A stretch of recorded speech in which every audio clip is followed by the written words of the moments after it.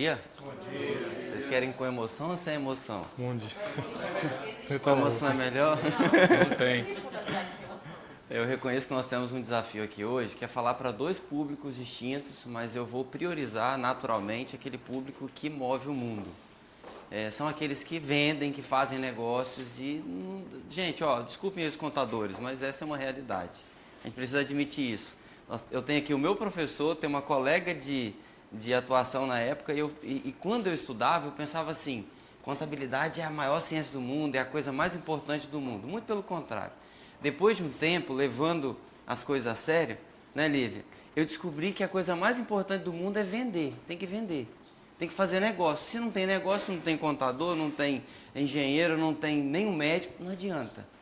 Então a gente quando traz esse assunto aqui, café com reforma tributária, como a Arísio bem disse, nós não queremos esgotar o assunto, mas nós queremos entender para onde é que nós estamos indo nessa jornada de transformação que eu diria que é a maior transformação que o Brasil está passando, não só no que diz respeito aos aspectos legais, mas também com efeitos práticos e muito reais sobre os modelos de negócio. Então a nossa ideia aqui hoje é trazer para vocês assim um despertamento, algumas provocações para que vocês possam ir se planejando e se organizando para que quando de fato a reforma tributária entrar na sua totalidade,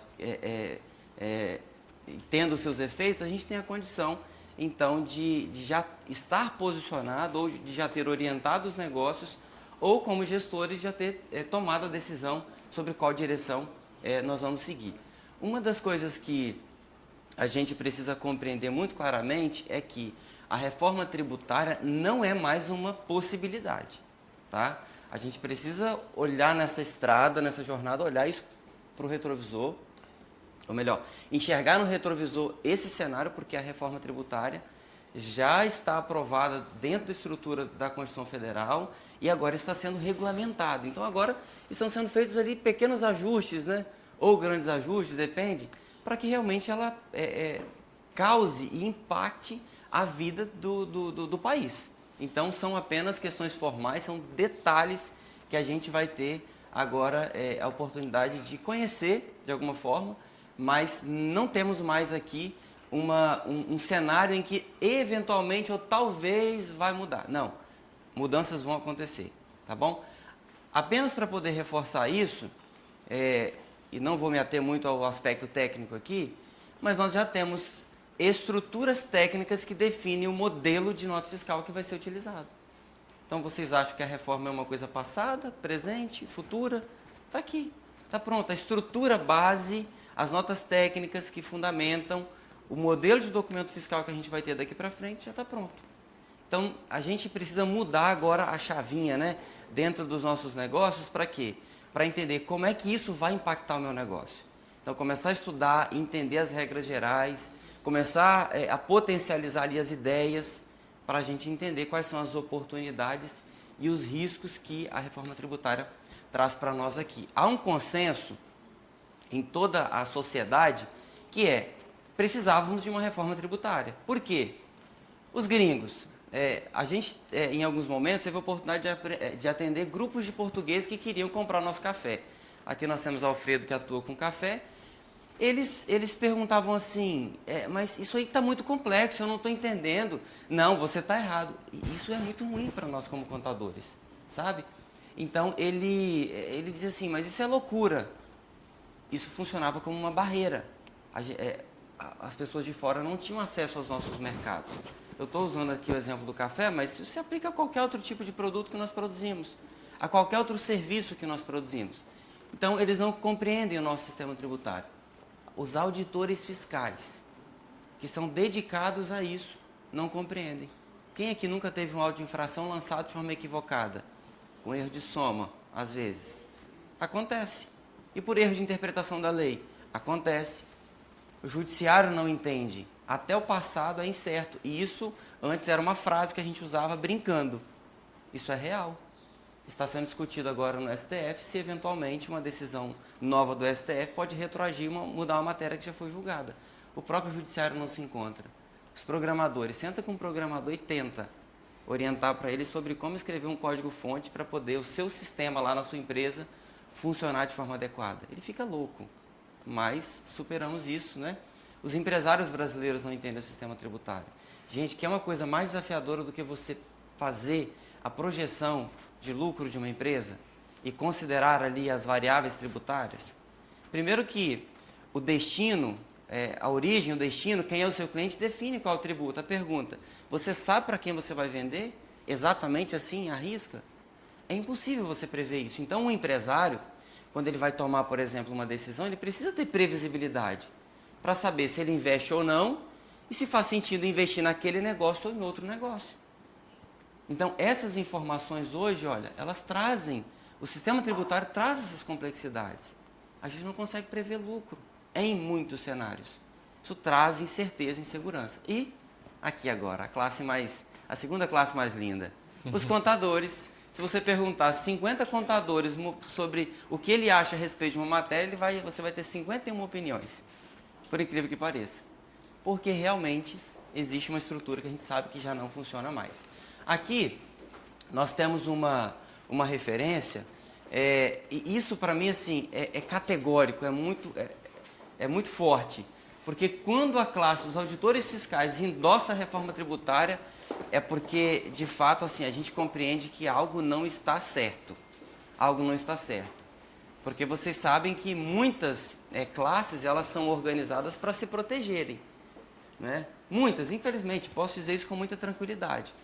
Mas aqui ó, nós temos o endosso das classes, das pessoas que atuam nas carreiras fiscais. Eles dizem, nós precisamos de uma reforma tributária. Eles atribuem muitas vezes erros à complexidade. E eu até compreendo que realmente faz sentido. É tão complexo que eles não sabem, às vezes, aplicar a lei. Então aqui, ó, essa matéria saiu no sábado, no dia dos auditores fiscais, né? E aqui eles publicaram, a Gazeta publicou uma matéria sobre isso. Então, a reforma tributária, ela recentemente aprovada, contém essa premissa de buscar a simplificação. Vamos avançar um pouquinho? Cenário Brasil. Há mais de 13 anos, nós nos mantemos como sendo o pior país, considerando a arrecadação e o retorno dos tributos para a sociedade. Sabe o que significa isso? Que nós somos ineficientes. Arrecadamos relativamente bem, mas nós não devolvemos isso para a sociedade. Não sou eu quem está dizendo. Vocês têm aqui a fonte. Vocês podem pegar esse estudo completo depois aqui, que foi desenvolvido. Ele é desenvolvido há mais de 14 anos pelo IBPT de São Paulo. E ali, ó, olha o Brasil, onde é que está? Sempre na 30ª colocação. É o pior país, né, em relação ao resultado, né, relacionado à arrecadação de tributos e também aqui ao retorno dado para a sociedade. Então, na minha concepção, e me perdoe quem pensa diferente, só por isso aqui já se justifica. Porque o fim de todo tributo é o atendimento das nossas necessidades. Das empresas, do cidadão, das pessoas, enfim, é isso. Então, se isso aqui está errado, já deveria ter sido reformado, olha, há muito mais tempo, mas há muito mais tempo. Então, a gente tem aqui estudos muito sérios que já apontam e vão confirmando aquilo que a gente sente. Né? Ninguém aqui é cientista a ponto de desenvolver um estudo dessa natureza aqui, mas a gente sente os efeitos dessa prática aqui. Bom, outro dado importante que traz para a gente aqui uma justificativa sobre o cenário em que nós nos encontramos. O contencioso tributário nosso hoje, ou seja, aquilo que os contribuintes discordam do Estado, soma 5,5 trilhões sendo discutido em todas as instâncias, sejam administrativas ou judiciais. É 75% do PIB. Seria mais ou menos assim, tá bom, Estado, toma aqui, 75% da nossa riqueza e vou entregar para o Estado, tá bom, liquidei minha dívida. E aí, faz sentido a gente discutir 75% da nossa riqueza, se ela é nossa ou se ela é do Estado? Tá aqui, 5 trilhões e meio. Esses dados aqui são de 22, tá bom? Então, veja bem, de forma breve, o nosso modelo constitucional de 88, eu quero aqui dizer que essa é uma percepção minha. Eu não acho o modelo constitucional de 88 o pior modelo tributário. Eu confesso para vocês que eu não acho. Ele tinha suas possibilidades de ser melhor? Tinha. Mas eu vejo como não sendo o pior. O problema é que ao longo do tempo, muitas exceções foram sendo criadas, muitos jabutis foram sendo incluídos. E aqui eu faço, entre aspas, uma ressalva. Nós corremos o risco de fazer uma reforma tributária, ou de estarmos fazendo uma reforma tributária, e como já estamos vendo, vários jabutis e várias exceções serem inseridas dentro do sistema tributário. É uma realidade possível. Então, aqui, por exemplo, ó, só para vocês entenderem um pouco melhor, a não cumulatividade, ou seja, o tributo que eu pago vai ser utilizado pelo Diego para descontar daquilo que ele tem que pagar, de forma simples. Isso já estava previsto na Constituição. Então agora eles estão usando um termo chamado não cumulatividade plena. Gente, já deveria ter sido assim. Por que que não? Por que que não fizeram apenas os ajustes para que o sistema funcionasse então dessa forma? Já existia previsão de auxílios para as pessoas menos favorecidas. Por exemplo, você sabia que as frutas e verduras elas são isentas de ICMS? Os produtos agropecuários também são isentos de ICMS. Então, sabe, de alguma forma a gente já tinha mecanismos para atender a determinados interesses da sociedade. Agora tem o cashback. O indivíduo até vai comprar, depois ele vai apresentar lá para o governo o cupom fiscal com o CPF dele, se ele tiver no cadastro único, o dinheiro volta para ele do tributo que ele pagou. Percebam que, apenas para efeito de comparação, a reforma tributária evolui em alguns aspectos, mas em muitos mecanismos a gente já tinha isso previsto na nossa Constituição anterior. Então, nós tínhamos uma coisa que eu gostava, porque já foi, como eu disse, né? Eu preciso incorporar a reforma tributária, eu gostava. Eu gosto da repartição de competências entre União, Estados e municípios. Davi, causa confusão? Eu sei que causa. Eu acho que deveria ter uma harmonização um pouco melhor. Só que sabe qual é o risco que nós temos aqui? Centralização de recurso na mão de um comitê gestor, que por uma decisão específica de um tribunal constitucional, que também é tribunal político, sabe o que pode acontecer? Ele pode tomar conta do dinheiro de toda a nação. Então, antes, por exemplo, ninguém se mete com o dinheiro do Estado. O Estado tem autonomia para discutir a questão do ICMS, do ITCMD, enfim, de vários tributos. A União tinha suas reservas também, seu acesso a determinados recursos. Excelente. O município tinha lá o ISS, o IPTU e tal. Então, de maneira geral, qual é a minha preocupação? Centraliza o recurso e vocês sabem que quem controla o dinheiro controla tudo. Controla literalmente tudo. Vou passar rapidamente aqui sobre esses aspectos. Assim, aqui nós tínhamos uma tributação muito concentrada na origem. Isso sim muda radicalmente, porque agora a gente passa a ter uma tributação um pouco maior no destino. Rapidamente aqui para vocês também. Olha, hoje nós aplicamos 2,1 bilhões de regras tributárias, considerando todos os cenários fiscais possíveis. Gente, é muita regra. Imagina, você montar um sistema para prever tudo isso. Impossível. Por isso que o Excel não morre na mão dos contadores, né? Ele tem sempre vida. Durante a fase de transição, que vai ser de 2026 até 2032, nós vamos inserir no sistema tributário mais 22 milhões e meio de regras. Chegaremos, então, a 2033, possivelmente com 30 milhões de regras. Por que a gente tem 2,1 bilhões de regras? Porque hoje, para você fazer uma operação, para você calcular o preço de venda do seu produto, Kendrick, lá, né, você fez a adaptação do produto, aí você tem que olhar, para onde que eu vou vender? Aí você tem que olhar a origem, o destino, qual o produto, se tem serviço ou não, quem é o fornecedor, nesse caso o comprador, se tem um regime especial, se o judiciário tem uma exceção interpretativa, se tem às vezes uma interpretação do próprio órgão estadual, né, um CERF talvez, uma jurisprudência ali formada, se tem talvez um parecer normativo, uma consulta tributária que fala diferente daquilo que está na lei. É esse cenário aqui, ó, que fez com que a gente chegasse a 2,1 bilhões de regras tributárias hoje. Então imagina o gringo, né? Vindo aqui com alguns bilhões de dólares tentando investir no Brasil e querendo saber qual é o ROI dele, qual é o retorno do capital. Ele fica louco, ele desiste. É uma realidade. Por isso que o Brasil ainda é um país onde muito se especula apenas. O recurso vem, mas ele não vem para ficar no país. Então nessas ondas aí de Selic alto, o dinheiro vem e vai embora depois quando o risco dele aumenta. Para onde estamos indo? De forma prática. Aqui, ó, o professor Carlos, quando ele me dava aula, ele me ensinou que o tributo por dentro é assim, ó. Então, eu tenho o preço negociado de R$ 126, né, que é o modelo atual. O valor dos tributos, nesse caso, 26,5% sobre R$ 126,50 dá R$ 33,52. Eu tenho aqui um saldo de R$ 92,28. Isso é o que fica na sua mão para você bancar ali seus custos de produção ou custos de prestação de serviço, seu gasto fixo e por aí vai, até chegar no seu lucro. Então aqui o imposto por dentro. No modelo em que nós estamos caminhando, né, para efetivar no Brasil, nós temos o preço que eu estou negociando com você é R$ 100. R$ 100 é meu, é o que eu recebo e é o que você paga. Está aqui, é o imposto por fora. Então, se eu estou vendendo aqui mamão para o Carlos ou mamão para ele, ambos vão arcar com um custo tributário exato, específico e previsível. Então, aqui, sabendo, por exemplo, né, que a carga tributária pode ser, nesses casos, de R$ 26,5, então eu tenho aqui R$ 100 mais... Desculpa, eu acabei me equivocando aqui. R$ 100 aqui, ó, mais 26,5, tá bom? 26,5% aqui. Esse tributo aqui, ó, ele só vai ter um reflexo financeiro.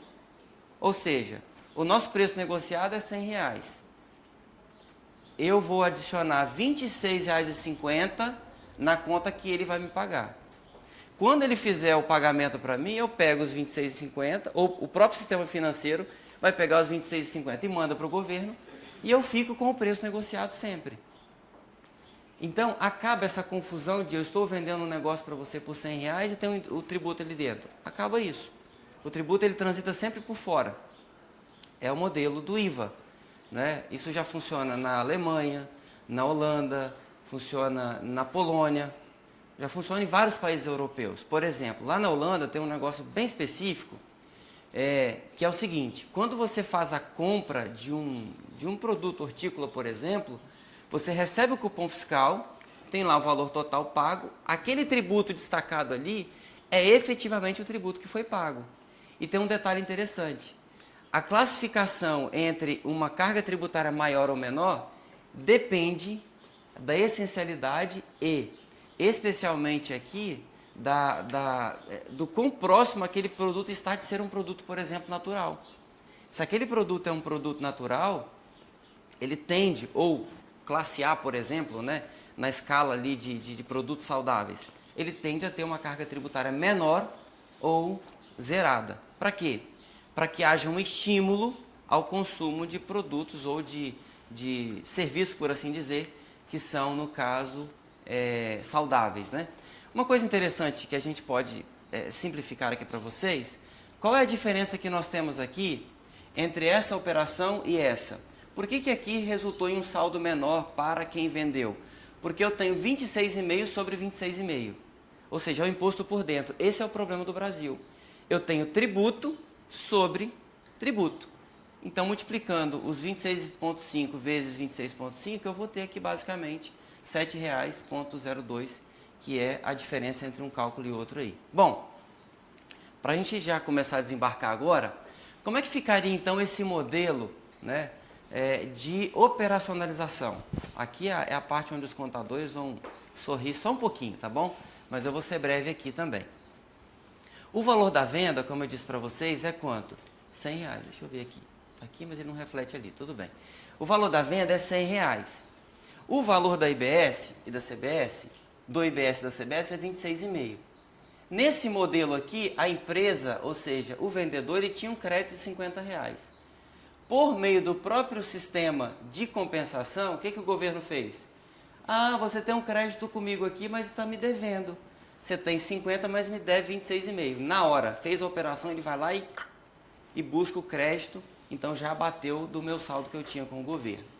Vamos pensar agora num modelo em que eu faço uma operação de R$ 150, eu não tenho mais crédito com o governo e o meu tributo é de R$ 39,75.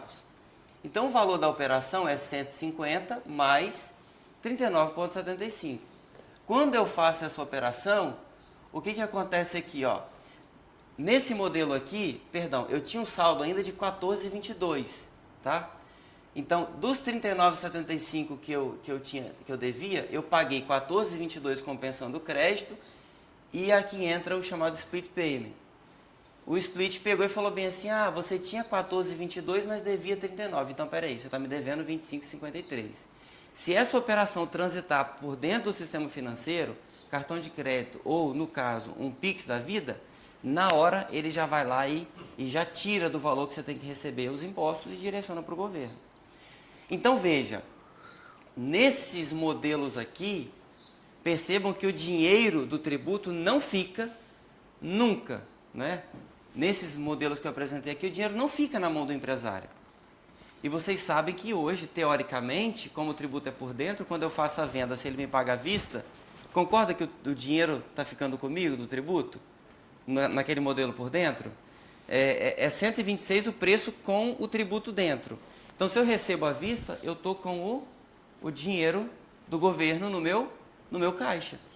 Agora, existe um cenário em que você tem, por exemplo, a venda à vista. Nesse modelo, você tem valor da venda de R$20, o valor do IBS-CBS 5,30.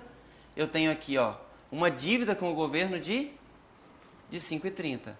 Nesse modelo aqui, eu vou receber os R$25,30. Porque a pessoa física que está ali comprando, nesse modelo aqui, ou quem está pagando à vista, não está participando do sistema financeiro. Então, não tem como pegar o dinheiro e direcionar assim online para eles ali. Então, nesse cenário aqui, é o único cenário possível em que o recurso vai transitar na mão do vendedor. Né? Ele vai receber aqui, o valor pago pelo adquirente é igual o valor aqui recebido pelo vendedor. Então, isso aqui, na verdade, é apenas uma provocação que faço, porque esse modelo ainda não está fechado. É referente ao PLP que está sendo discutido ainda. Mas o que eu gostaria que vocês fixassem aqui, o recurso tributário não fica mais na mão da empresa. Isso significa que isso mexe no fluxo de caixa. Então, é o que eu deixaria, de tudo que está aqui, é o que eu deixaria para vocês. A reforma tributária, nos novos moldes, vai mexer com o caixa. Bom, deixa eu verificar aqui rapidamente alguns pontos importantes, positivos em relação à reforma tributária. O Diego vai falar um pouco melhor, mas a gente vai ter uma economia um pouco mais real, ou seja, não organizada apenas por conta de incentivos fiscais. A cobrança, a arrecadação e a fiscalização do tributo tendem a ser mais centralizadas. O tributo, como eu mostrei para vocês no exemplo, ele é mais transparente, porque ele transita por fora. Você vai ter R$100 do produto, 26 de tributo, eu paguei 126. Isso é matemático e vai ser muito claro. O contencioso administrativo vai ser integrado. Redução de custo de conformidade fiscal. Desoneração de investimento em bens de capital, ou seja, você não vai ter, tende-se a não ter tributo nas máquinas e equipamentos que eu compro para poder tocar minha operação.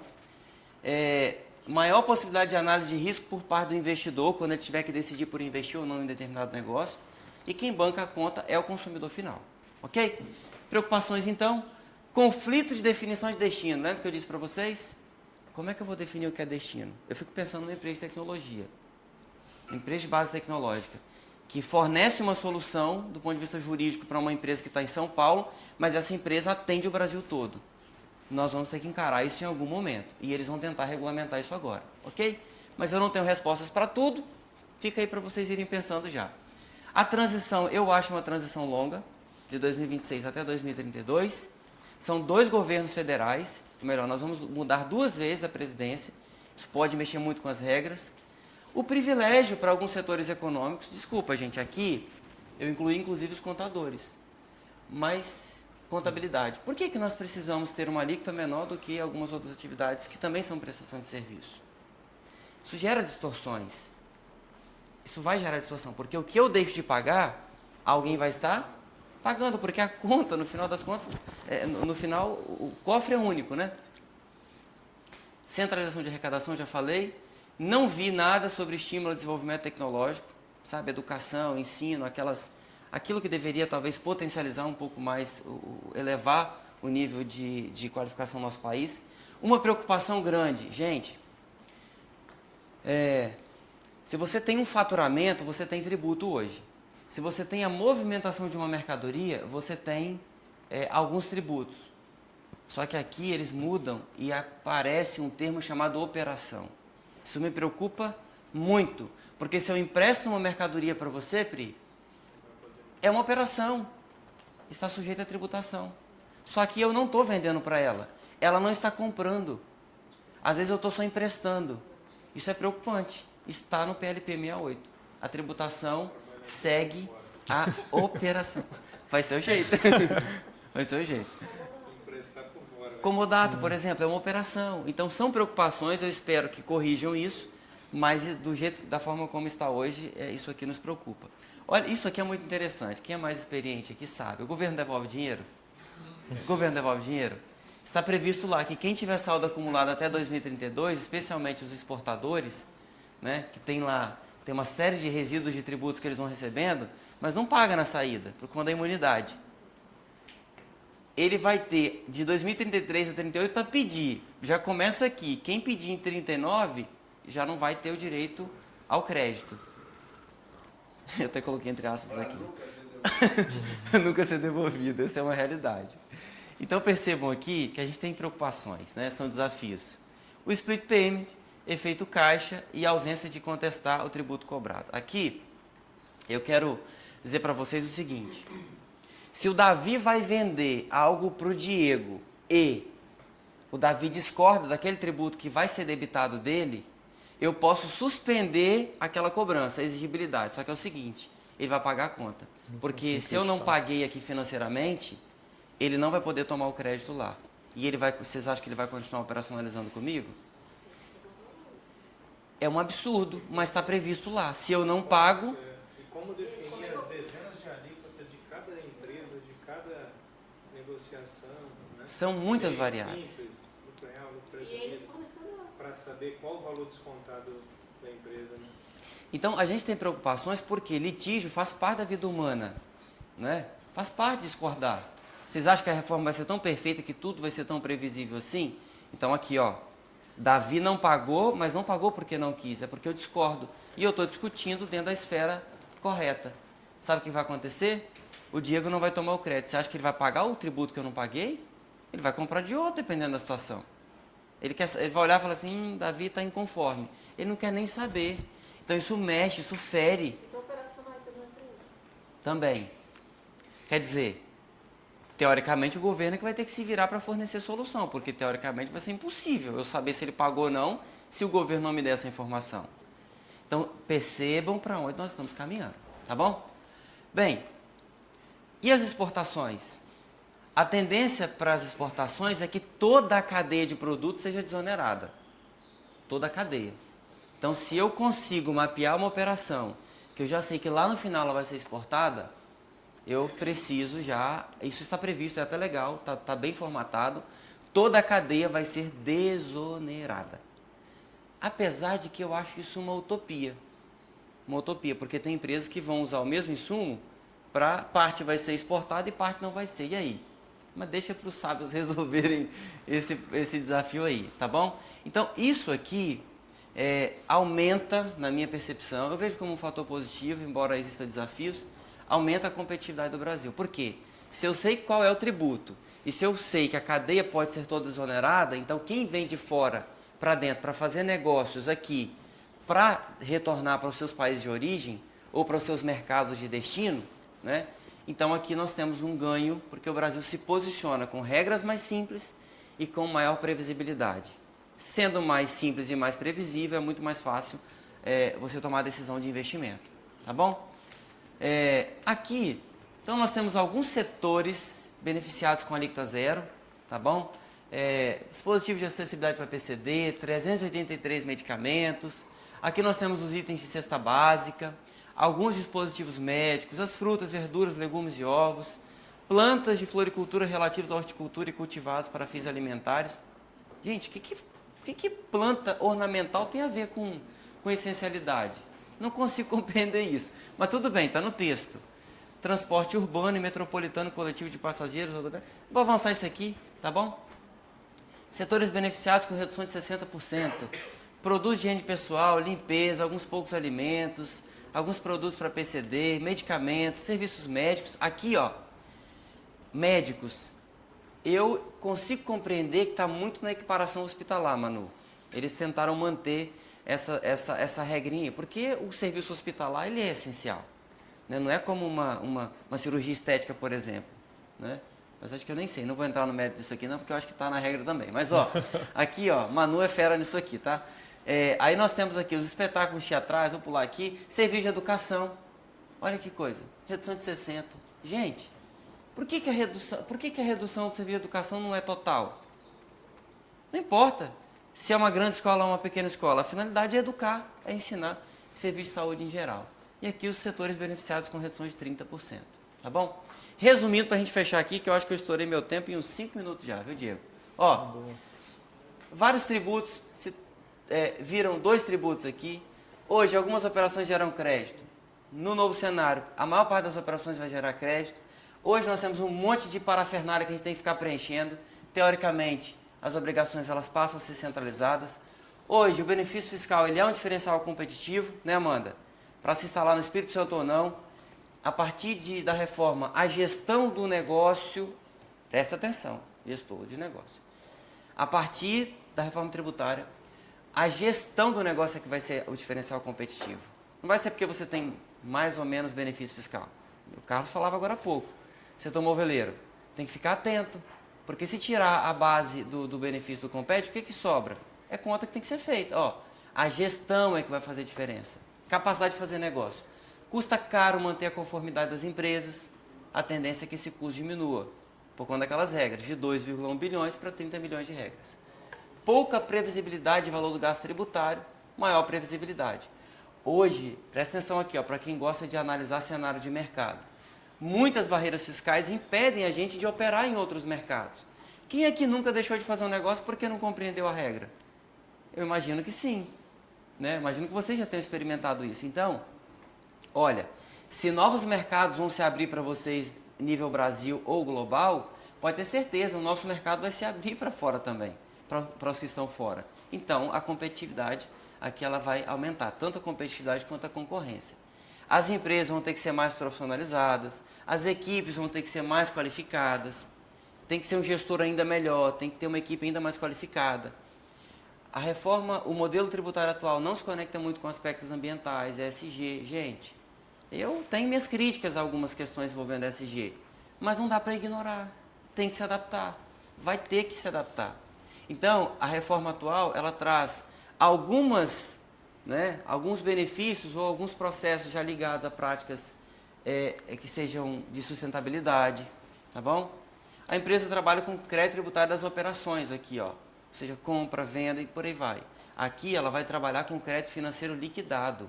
O que foi pago, que está lá no governo, beleza, você desconta a sua apuração. Então, empresa noteira, graças a Deus, vai acabar. Vai acabar, porque traz isso para um cenário de concorrência mais justa. Né? E aqui, por último, a ciência contábil, hoje ela é deixada de lado. Eu sei disso porque eu vivo. Eu diria que 10% do meu tempo eu invisto em ciência contábil, analisando números, informações, variação de gastos para tomar decisão. E aqui a ciência contábil volta para o centro dos negócios. Ou seja, você vai ter que sentar mais com o seu contador para entender quanto que eu faturei, qual foi o meu custo, o custo aumentou, diminuiu, por que aumentou, por que diminuiu. Né? Então, é isso. Tá? Então, o contador vai ter que voltar a reestudar lá, né? Débito e crédito, a essência, a forma, os CPCs, as normas, como classifica, para poder saber comparar direitinho aí o balanço de uma empresa, né? De um supermercado aqui do Espírito Santo com o balanço de uma outra empresa que está fora do Brasil e por aí vai. Então, a gente entra na rota dos negócios globais aqui. Pessoal, da minha parte, assim, desculpa aqui, era isso, tá bom? Daqui a pouco aí o Arizio, se ele deixar, ele vai abrir espaço para perguntas aqui. Prometo não responder todos, porque eu não sei tudo, mas tá tudo bem.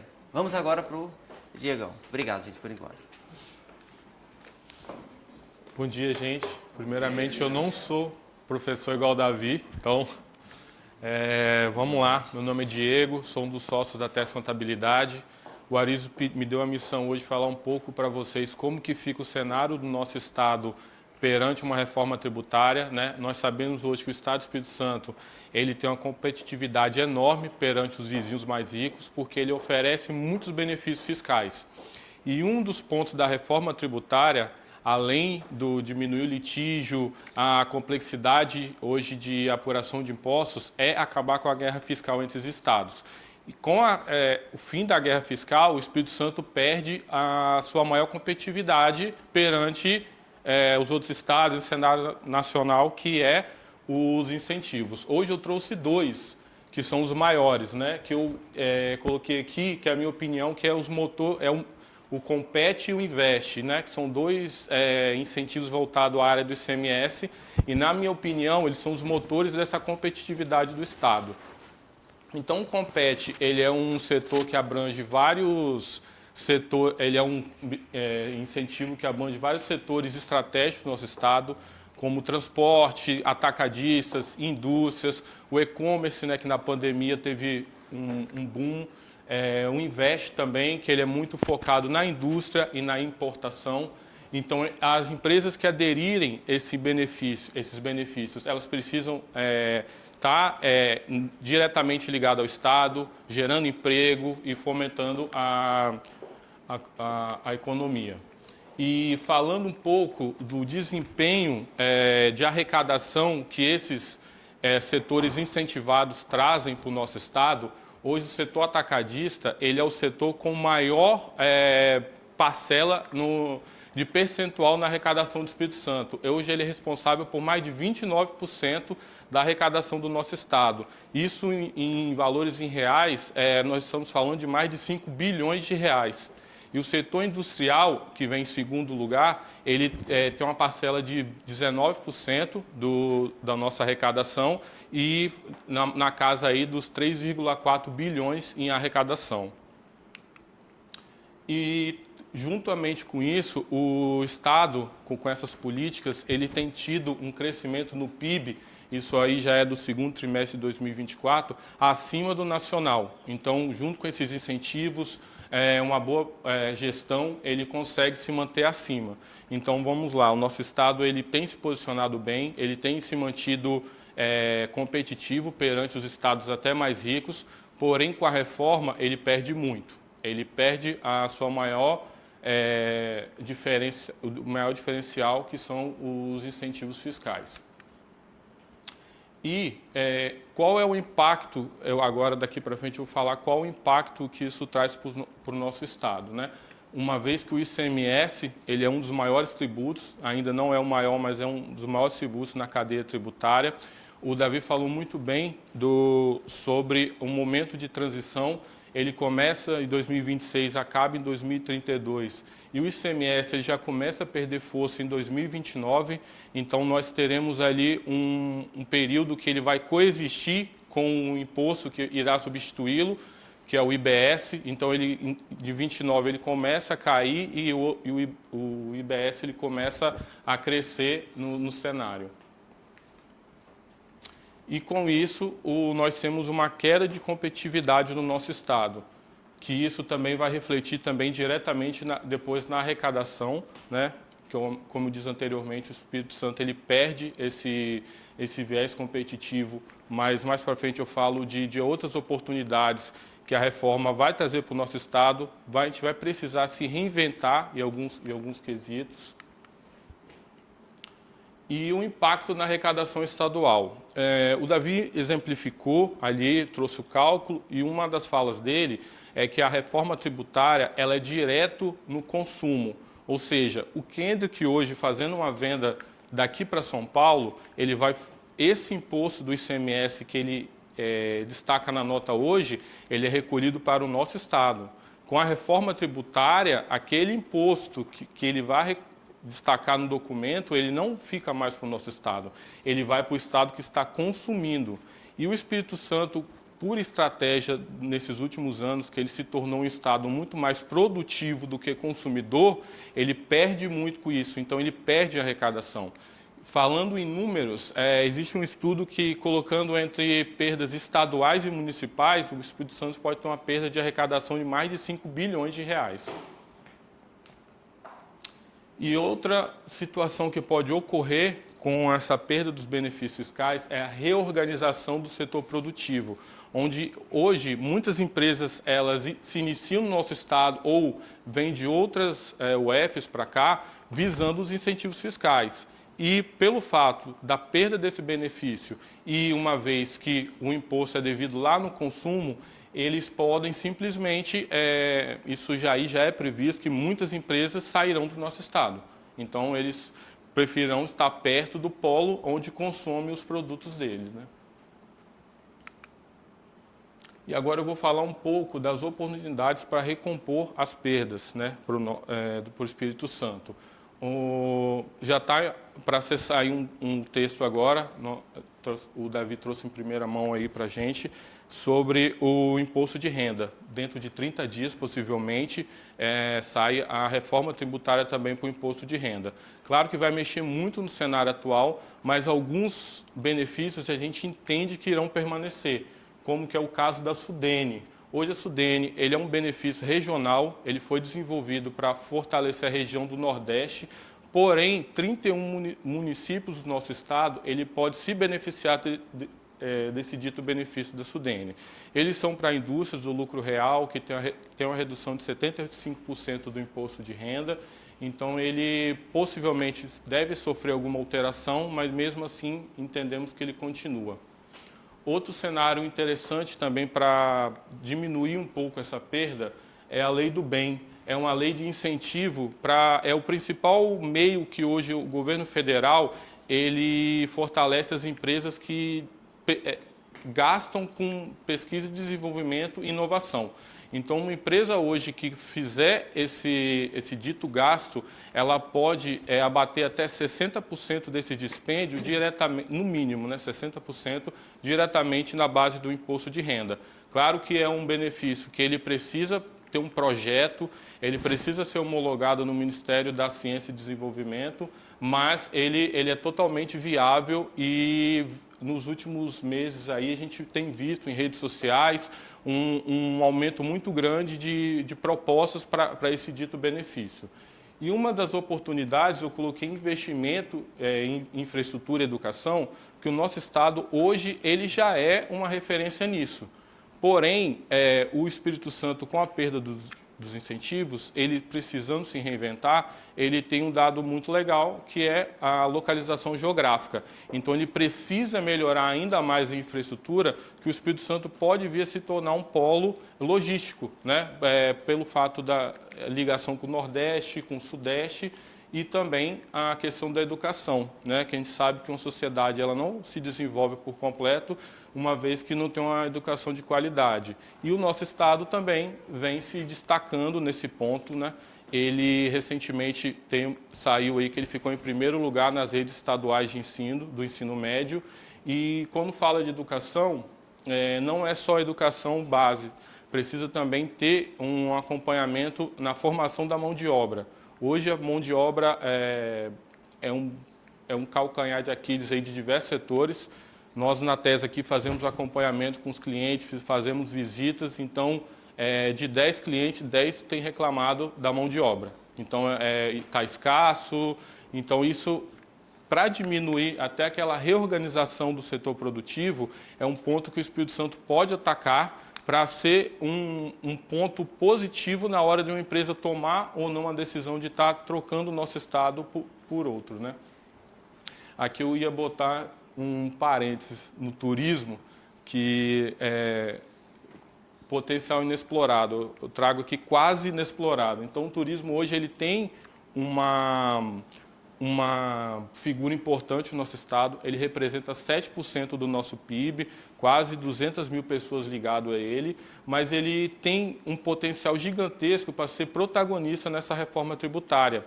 Então, eu tenho acompanhado muito o Ricardo Frizeira, da Apex, ele tem falado muito do turismo do Espírito Santo, como o Espírito Santo precisa de se posicionar melhor nisso, e fazendo algumas pesquisas, até para estar montando material aí, tive a grata surpresa que o Estado está olhando a viabilidade do nosso estado virar rota de cruzeiros marítimos já para 2025. Então, o estado vê, sim, o turismo como um potencial setor para estar fomentando a nossa economia, visto as perdas que nosso estado pode ter junto à reforma tributária. Então, a gente sabe, Davi mesmo colocou muito bem, que não tem como, a reforma ela vai acontecer, o nosso estado será prejudiciado, sim, sobre isso, mas a gente tem vários pontos positivos e temos os empresários, que a gente vê que é o principal setor aí que vai estar fomentando essa economia do estado disso daí. Tá? Então, assim, eu queria trazer um breve resumo. A reforma tributária, cada ponto dela é muito amplo para discussões. Tem também as empresas simples, que perderão alguns, até a competitividade no longo prazo, mas eu quis trazer os efeitos do nosso Estado no aspecto dos benefícios fiscais. Tá? Então, eu passo a palavra agora para a Amanda.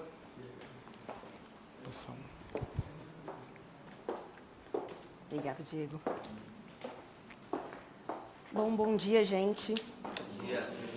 Se vocês não se importarem, eu vou ficar sentada aqui com vocês. Eu acho que é melhor para a gente conversar. Bom, o Diego e o Davi falaram um pouco sobre a reforma e os impactos que eles vão ter no setor. Eu vou trazer um pouquinho do que não vai ser alterado pela reforma, que é o que a gente chama de um incentivo financeiro, que é a FINEP. Tá? Bom, a FINEP é um instituto do governo federal, uma empresa pública, foi criada em 67 e financia inovação, tá? Para empresas de todos os portes, desde microempresas até empresas de grande porte. Então, destinados a empresas brasileiras de todos os portes, desde microempresas até empresas de grandes portes, de todos os setores da economia, seja serviço, indústria, comércio, a FINEP abrange todos esses setores. A FINEP financia não só... Muitas vezes a gente tem a ideia de que a FINEP ela vai financiar só inovação, por ela ser atrelada à inovação. Mas a FINEP ela vem financiando processos, serviços, comercialização, industrialização, seja equipe própria. A gente diz que ela financia também obras e instalações, porque quando é atrelada à inovação, para a implantação dessa inovação, ela também financia obras e instalações. Aquisições de outras empresas, softwares, máquinas e equipamentos, até em casos isolados, produção pioneira, serviço de terceiros, consultoria, logística, distribuição e marketing.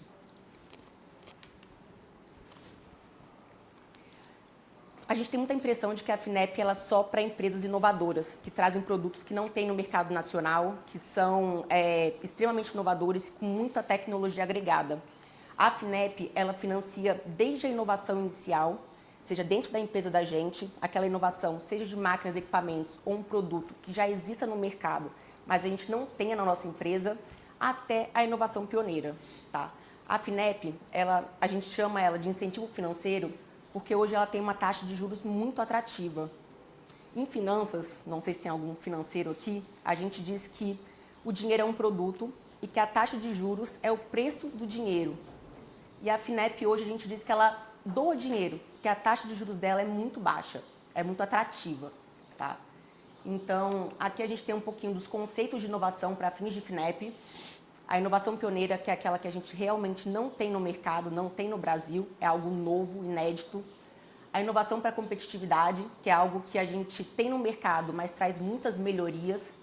A inovação para desempenho e a difusão tecnológica para inovação, que é a maioria dos casos das empresas, que é quando é uma inovação que já tem no mercado, mas a gente não tem dentro de casa. Então, a gente vai trazer para a nossa produção, para o nosso serviço ou para a nossa comercialização aquela inovação. A FINEP também financia isso. Não precisa ser algo inovador no mercado. Pode ser algo inovador para a gente, para a nossa própria empresa. E, por fim, a difusão tecnológica, que nada mais é do que a aquisição de máquinas diferenciadas para a nossa operação ou serviços TI e automação. Tá? Então, aqui, o interessante de entender aqui é que muitas vezes a gente vê a FINEP como algo a gente só conseguiria acessar a FINEP se a gente tivesse uma inovação muito grande. E não, a gente consegue acessar a FINEP se a gente tiver um produto que é diferente do que a gente já produz, ou um serviço que é diferente do que a gente já presta, ou se a gente for adquirir uma máquina, ou um processo, ou um software que traz uma atualização, uma competitividade para a nossa empresa no mercado. Em todos esses casos, a gente consegue acessar a FINEP. Tá. Aqui a gente tem uma das principais linhas. A gente tem o apoio direto à inovação, que são por crédito direto e descentralizado. Então, para empresas de todos os portes, desde microempresas até empresas de grande porte, tá? Todos os segmentos, seja serviço, comércio, indústria, conseguem acessar a FINEP. FINEP Nova Crédito, pequenas e médias empresas para aprimoramento de produtos, processos e serviços. Aquisição inovadora, com foco em aumento de produtividade. O FINEP Conecta, que visa a cooperação das empresas com os institutos de tecnologia, então fomenta essa inovação. O InovaCred Expresso, que são para micros e pequenas empresas, é um processo simplificado de FINEP com uma liberação mais rápida do crédito para as empresas. E o FINEP Sustentabilidade, que traz um pouco dessa vertente do ESG, né? Então, aqui um pouquinho do crédito direto. A ideia da FINEP é apoiar as atividades inovadoras, seja dentro da própria empresa, seja a nível Brasil. Então, ela apoia em todos os sentidos. É aumentar a competitividade nacional, é fomentar a pesquisa, desenvolvimento e inovação, né? E contribuir com as cadeias produtivas e de serviço em todo o território nacional. Isso aqui é um pouquinho mais do que precisa para poder entrar com a FINEP, né? Ter um CNPJ no Brasil, ter um credenciamento junto à FINEP, atuar de acordo com a linha que você está solicitando esse crédito, né, na FINEP. E aqui são as taxas de juros e as condições da FINEP hoje, tá? Aqui vai de acordo com o tipo de inovação e com a linha que a gente vai enquadrar. Então, tem a pioneira, que é a inovação inédita no Brasil. Tem a inovação para a competitividade, que é uma inovação que, apesar de não ser inédita, traz um diferencial competitivo para o mercado. Tem a desempenho, que é dentro da sua própria empresa, você inovar para você, dentro da sua empresa. E a difusão tecnológica, que é a aquisição de máquinas, equipamentos, softwares, processos que vão aumentar a sua produtividade. Hoje, a taxa de juros da FINEP está variando de TR, mais 2,8% ao ano, a TR hoje está em 0,82%, tá, gente? Então, isso é uma taxa, vamos botar aqui, de 4% ao ano até 5,3% ao ano. É uma taxa muito atrativa. Se vocês forem comparar hoje, o CDI, que é uma remuneração de renda fixa, está em 11,2%.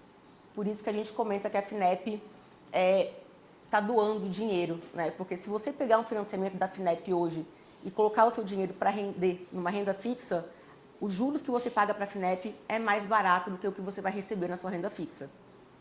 Então, é uma taxa que não tem igual no mercado a nível nacional, é uma taxa extremamente atrativa, tá? E aí, volto a falar, todas as empresas têm acesso, independente do porte, independente do segmento, a gente consegue entrar com uma FINEP para vocês, tá? Então, as taxas variam ali aproximadamente de 4% a 5,3% ao ano. Prazo de carência até 48 meses. Então, a gente pode ter até 4 anos de carência nessa operação. E a média de prazo de pagamento são até 144 meses, tá? Em média, ali até 12 anos. Então, a gente tem uma taxa atrativa, em média 5,5%, com até 4 anos de carência e até 12 anos de prazo total, tá? É uma taxa muito interessante, por um prazo muito interessante. Participação da FINEP, a FINEP financia até 95% do que vocês quiserem financiar, seja um produto, um processo, uma máquina isolada, a FINEP entra com 95% e a contrapartida de 5% de recurso próprio. Então, realmente, é um incentivo financeiro que não vai ser finalizado com a reforma tributária. Então, acredito que isso vai ser um fomento para as empresas continuarem competitivas no mercado, mesmo após a reforma. E a ideia nada mais é que fomentar a inovação, né? Acho que a gente precisa sempre estar fomentando a inovação, o ESG, para estar crescendo em todos os âmbitos. Um pouquinho do fluxograma de como é que funciona, né? O mapeamento e enquadramento do projeto. A gente elabora uma proposta para apresentar para o órgão. Hoje, a proposta pode ser feita diretamente com a FINEP ou por órgãos intermediadores, como o Sicob, o BNB, o Bandes, aqui no Espírito Santo, fazem esse processo junto à FINEP. Tá? Tem uma entrega de documentação, o órgão vai avaliar o pleito e depois da liberação do crédito há um acompanhamento desse projeto para ver se os recursos foram destinados efetivamente para o que foi proposto. Tá? Garantia tradicional de financiamento de mercado, tá, gente? Então, hoje, de garantia, a gente tem fiança, tem seguro garantia, que é um seguro que não é uma fiança bancária, é um tipo uma fiança, mas é algo mais fácil de conseguir em mercado. Então, o seguro-garantia é algo muito utilizado para a FINEP, é um tipo de garantia que outros bancos, às vezes, não aceitam por ser facilitado, mas a FINEP aceita justamente por essa intenção de facilitar o processo e fomentar a inovação. Imóveis, que é uma garantia aí usual de financiamento de mercado. Tá? Bom, um pouquinho de mim, parceira da TES, com a KNW, especialista em incentivo fiscal e fomento, há 10 anos no mercado aí, nessa área, gente. Bom, é isso. Qualquer dúvida que vocês tiverem, eu estou aqui para poder responder a qualquer questionamento. Beleza, pessoal. Bom, primeiro, parabéns para os três. Acho que a galera gostou, todo mundo bastante atento aí às novidades. E aí, como ele pediu, né? Vamos abrir para alguém tem alguma pergunta, alguma sugestão. Eu vou começar com uma que o Mike me fez, eu sinceramente não sei responder de bate-pronto, a respeito do Simples Nacional. Acho que o Diego comentou rapidamente aqui. A questão do Simples Nacional, a questão dos regimes tributários. Já existe uma sinalização para acabar ou mantê-los? O Simples ele permanece, só que como o Simples é uma junção de todos de vários impostos, os impostos de consumo que a reforma tributária prevê a extinção, eles também irão afetar o Simples. Então, o Simples eles terão duas formas: pagar esses impostos por dentro, mas transferindo menos créditos, igual o Davi explicou, ou você pagar esses impostos por fora. De que forma? A empresa, igual hoje existe o sublimite, que a empresa passa dos 3.600.000 e paga o ICMS por fora do Simples Nacional, ele pode pagar IBS e CBS por fora do Simples, ou seja, transferindo a totalidade dos créditos para o fornecedor e recebendo a totalidade dos créditos também nas compras. Então, não tem jeito, a empresa do Simples ela vai ter que fazer conta, o que for mais viável para ela. Principalmente quem for meio de cadeia, quem vende para quem está revendendo essa mercadoria. Então, são empresas que precisam fazer conta nessa questão. Então, estima-se que a reforma vai afetar mais ou menos 1/3 das empresas Simples. A gente está falando aí mais de 2 milhões de empresas. Então, esse é o cenário para as empresas do Simples Nacional. Sobre os regimes tributários, é importante destacar que o imposto de renda e a contribuição social, eles são parte também tanto do Simples Nacional quanto de outros regimes tributários. Então, por enquanto, não há uma sinalização de uma revogação do regime completo. Simples Nacional, lucro presumido ou lucro real. A tendência eu vejo assim, que a tendência é que isso aconteça ao longo dos anos. Mas, por enquanto, não se fala em extinção do Simples Nacional, extinção do lucro presumido ou extinção do lucro real, né? Para fundir tudo num regime só. A reforma tributária do imposto de renda e da contribuição social, muito possivelmente só do imposto de renda, que vem agora, talvez sinalize isso para a gente, porque aí não faria tanto sentido eu ter reforma de todos os tributos que estão sobre o consumo, ter uma reforma do imposto de renda e depois deixar ainda um regime pendurado lá, criando mais confusão no sistema. É uma leitura que a gente faz com as informações que nós temos agora. Se me permite também um comentário, que a ideia da reforma é simplificar, né? Então, assim, é simplificar para todos, né? Então, daí já o Simples vai perder um pouco o sentido, porque se realmente chegar a esse ápice da simplicidade, né? E a questão é que também a não como atividade plena, né? O Simples, ele limita isso. Com certeza. Ele vai ser naturalmente desestimulado. Não é interessante comprar porque aquele fornecedor não é interessante para mim, não me dá crédito. Entendi. Diferente da Sudene, que levou 75%, já tem, você está trabalhando bastante, já tem o percentual de redução da SUSET? 75, ainda não tem nada definido. Quando a emenda constitucional 132 foi aprovada, ficou estabelecida uma obrigação de o governo federal mandar um projeto de lei que já em 90 dias já começa a abrir-se a discussão sobre imposto de renda. Isso aconteceu há 30 dias atrás. Então esse projeto não foi entregue ainda. A expectativa é que em mais 30 dias ele seja entregue ao Congresso, para o Congresso Nacional, para que então, como vocês sabem, comece a tramitar, se negocie, discuta. Eu sou muito cético, mas vamos imaginar que ele seja aprovado em 25. 26 teremos talvez aí uma nova legislação de imposto de renda. É uma possibilidade, tá? Aspectos políticos, econômicos, depende muito do cenário, então não é uma certeza que a gente dá de que realmente vai ser aprovado e nem como, o quanto de redução a gente vai ter do potencial do benefício e mais, a gente nem sabe se perde força.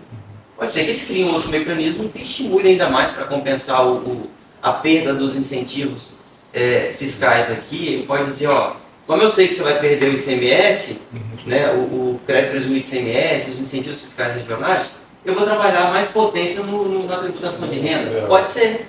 Pode ser. Isso se torna positivo, né, para fins de desenvolvimento regional. Por quê? Desenvolvimento regional é política de Estado e é constitucional.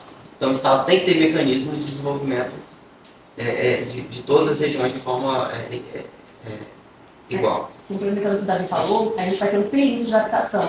Hoje, a gente vai ver como ele vai funcionar para a Sudene ainda, até porque o já vai sair, mas hoje, a título de CMS, do Investe, por exemplo, diz lá no termo de acordo ou no projeto, né, de lei, que vocês têm direito ao benefício até o final de 2032. Então, a gente tem um período de adaptação para a empresa ter a programação de que esse incentivo vai durar, vai precisar se adaptar a partir de uma certa data. Porque é um contrato, né? É um contrato entre partes e o Estado, como a gente Porque o Sudene também vai até Aracruz aqui, né, em Colatina, porque aí o Investe e Compete abrange o Estado todo. Sobre a reforma, né? Você reforma do imposto de renda. Quando você fala que vai ter benefícios para novos investimentos, mas entende que para filiais também? Como assim? Filiais, igual no caso, né? Rede Casagrande. Falar assim, está em constante crescimento e a gente faz filiais no Estado. Eu posso aproveitar disso para as filiais ou são novas empresas? Fala do benefício fiscal do IRPJ, ele falou que tipo, você vai ter um benefício para investimentos. A lei do bem. A lei do bem, sim. Aí você entende que filiais também são novas empresas? Desde que isso seja caracterizado como inovação, sim. E aí, essa questão da lei do bem ela é interessante. A gente tem entrado em contato com muitos especialistas a nível Brasil. E além de ter isso registrado, né, nas declarações contábeis, né, aquela linha de despesa tem que estar muito bem informada que foi para aquela inovação. Existem alguns mecanismos de gestão interna, como o time sheet. Então, quanto mais a empresa demonstrar e caracterizar que está investindo em pesquisa e desenvolvimento, mais rico o projeto, porque ele parte de 60%, mas vai a 250%, se eu não me engano, a nível de redução da base. Então, além do bem, na nossa análise, junto com o FINEP, por exemplo, talvez seja a linha de incentivo mais interessante nesse momento de transição. Né? Porque as empresas, primeiro, é uma necessidade, toda empresa ela precisa de investir em desenvolvimento de tecnologia, quem não está fazendo errado, e a gente tem uma lei federal que possibilita agora as empresas acessar uma redução. Mas vale para as filiais, desde que passe pelo CRIV. Normalmente você faz um projeto de lei do bem para o ano seguinte. Você estrutura a empresa, ajusta contabilmente as linhas de despesa para poder pedir o incentivo no ano posterior. O FINEP, ele vem para o estado todo, Brasil todo ou mais para o norte? Igual uma Sudene, assim? Não, o FINEP é território nacional. Em qualquer lugar do Brasil você tem acesso ao FINEP. O Nordeste atende norte, mas tem o suporte e tem outros bancos que também fazem essa... Exato. São os intermediários, né, da FINEP. Então você consegue acessar a FINEP, via Banco do Nordeste, via Cicobi, o Bandes também. Beleza? Pessoal, obrigado pela participação. Eu imagino que alguém tenha ficado com algumas dúvidas. Depois a Manu vai mandar para todo mundo, enfim, uma pesquisa de o que achou da conversa e se tem alguma dúvida. Então a gente está aqui aberto para continuar essa conversa depois, para ajudá-lo no que for necessário. Com certeza. E é isso. Tá bom? Obrigado a todos. Parabéns aí aos palestrantes. Valeu.